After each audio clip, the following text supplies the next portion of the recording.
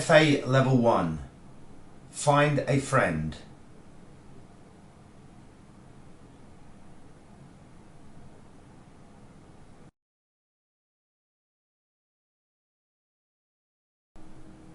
To start the session, the ball is passed from a target player to one of the middle players, who then passes it back to a free target player. In this example, you can see the way the middle players combine to pass the ball into a free target player to score one goal.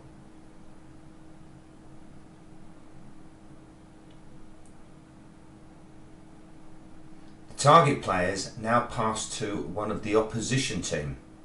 The opposition team must react to find space to receive the ball. The whites now try and defend the ball. The pair in possession must move, find space and communicate, and pass to a free target player to score a goal. The game is now repeated, with the target players passing to the opposition team. Encourage the players to react to find space and to support the free target player. Pass to a target player to score. The game is repeated. The target players pass to the opposition team.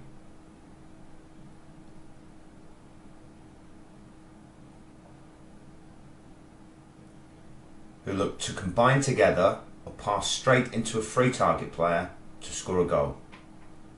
As soon as the free target player receives the ball, the opposition team are now in possession and react to find space to receive a pass.